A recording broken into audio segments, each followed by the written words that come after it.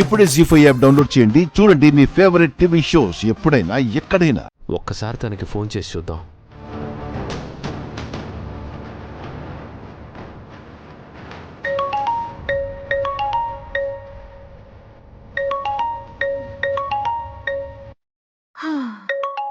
ఈ మనిషి మళ్ళీ ఫోన్ చేస్తున్నాడు. కలవాలంటాడు, కారణం చెప్పుడు.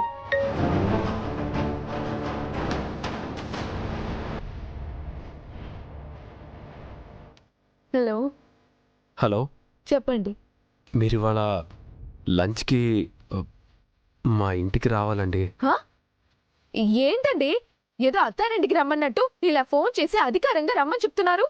అయ్యో, నా ఉద్దేశం అది కాదండి. మీ ఉద్దేశం ఏదైనా ఇవాళ కుదరదండి. కావాలంటే రేపు వస్తా.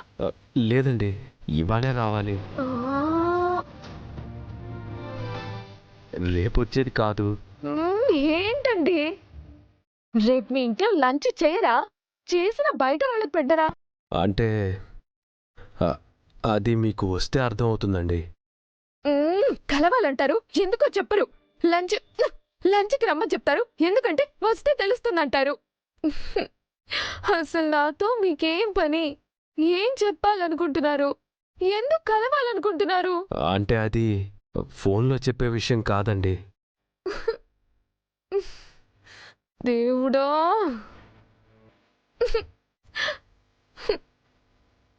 నేను జాబ్లో జాయిన్ అయ్యా అండి. ఆ ఇంట్లో కూడా ఈరోజు ఫంక్షన్ ఉంది. అందుకే ఇవాళ రావడం కుదరదు. అయ్యో, అవునా? కావాలంటే మీ బాస్తో నేను మాట్లాడతా. చెప్పి పర్మిషన్ తీసుకొచ్చి ఫంక్షన్ కాదండి. ఇదంతా వేరే, మీకు చెప్పినా అర్థం కాదు. నా బాధ కూడా అదే అండి. చెప్పలేను, చెప్పకుండా ఉండలేను. జస్ట్ అలా లంచ్ టైంకి వచ్చి 10 మినిట్స్ ఉండి వెళ్ళిపోండి. ఇక్కడ నేను లేకుంటే చాలా ప్రాబ్లం అయిపోతుందండి.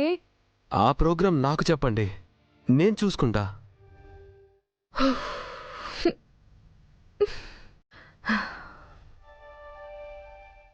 సారీ అండి, మీరేం అనుకోకండి.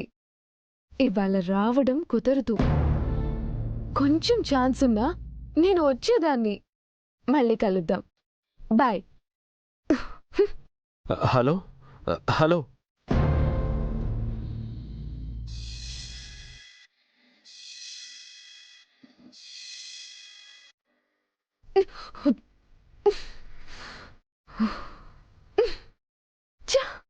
నా కర్మ.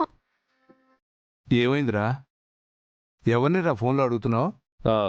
అదే చెప్పా కదా నాన్న, హైదరాబాద్లో ఆర్జే అమ్మాయి ఆరుకి ఇష్టం అని. ఆ అమ్మాయిని పిలుద్దామని. ఆరు అమ్మాయి చాలా క్లోజ్. కానీ ఆరు చనిపోయినట్టు ఆ అమ్మాయికి తెలీదు. అవును తాతయ్య, ఆర్జే ఆంటీ అంటే అమ్మకి చాలా ఇష్టం. అవును డాడీ, ఇంతకీ ఆ ఆర్జే ఆంటీ ఇవాళ వస్తున్నారా? లేదంజు, ఆంటీ బిజీగా ఉన్నారంట, కుదరదని చెప్పారు. అయ్యో, వస్తే బాగుండు కదా డాడీ. ఆ అమ్మాయికి ఈ విషయం చెప్పి పిలవచ్చు కదరా. లేదమ్మా, ఆ అమ్మాయి ఆరుకి చాలా క్లోజ్ అనుకుంటా. చెప్తే ఎలా రియాక్ట్ అవుతుందో అని, కలిసి చెప్తే అయినా కొంచెం బాధ తగ్గుతుందేమో అని. సరేలేరా, పూజ అయ్యాక మళ్ళీ ఒకసారి పిలువు. సరే నాన్న.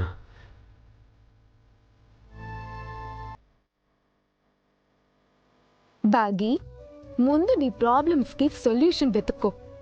ఆ తర్వాత వేరే వాళ్ళని ఉద్ధరించడానికి వెళ్ళొచ్చు. ఇప్పుడు నీకు అందరికంటే ముందు నాన్న, ఆయన ట్రీట్మెంటే ముఖ్యం.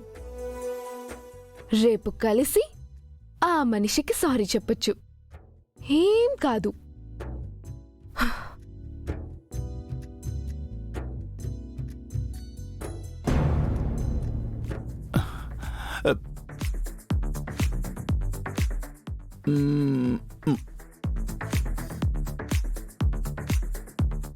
బాలిక శుభోదయము బాలిక. నేను నిద్ర లేపమని చెప్పానా? మీరు మీ చాదస్తాం. చాదస్తము నాది.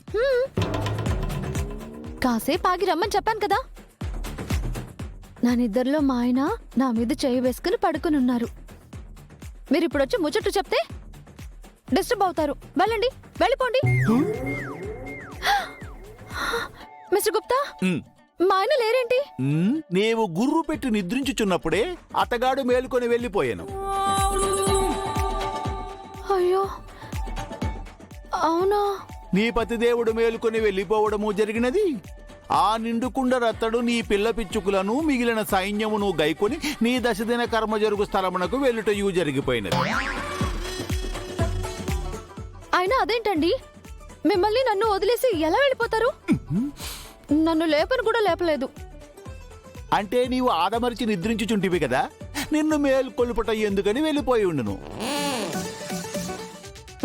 లేకపోతే ఏమిటి బాలిక, నీవు కనిపించవు, వినిపించవు. అటువంటప్పుడు నీ పతిదేవుడు నిన్ను ఎలా మేల్కొల్పెదడు? ఇంకనూ నయం, గోరు ముద్దలు ఎందుకు తినిపించలేదు అని అడగలేదు. కరెక్టేలే. అవును, వాళ్ళు వెళ్ళిపోయి ఎంతసేపు అయింది? ఇంతకు మునిపే వెళ్ళితిరి. సరే పదండి, మనం కూడా వెళ్దాం. వద్దు బాలిక, అచ్చటకు వెళ్ళినచో నీకు శోకము తప్ప ఇంకేమీ ఉండదు. నీవు అచట జరుగునది చూసి తట్టుకొనలేవు. ఆత్మ ఘోషించును, మనసు విరిగిపోవును, బ్రతుకంతా అబద్ధమని తెలియను. అంత అబద్ధం నా చుట్టూ ఏముంటుంది గుప్తా గారు? మొదటి నుంచి మీరు ఇలాగే చెప్తున్నారు. చెప్పకూడదు, మీరు చెప్పరు. సరే, నాకు ఇంకా ఎంత సమయం ఉంది గుప్తా గారు? సూర్యాస్తమగు సమయమున మనము బయలుదేరవలను బాలిక.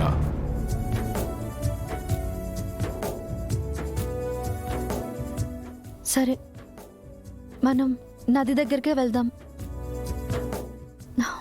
మా పిల్లలు, మా ఆయన, నా కుటుంబంతో నేను గడపబోయే చివరి క్షణాలు.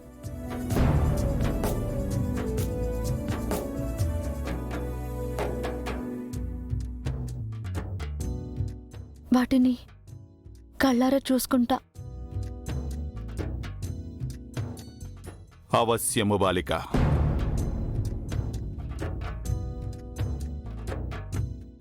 జీ5 యాప్ డౌన్లోడ్ చేసి అన్ని ఎపిసోడ్స్ పూర్తి ఉచితంగా చూడండి.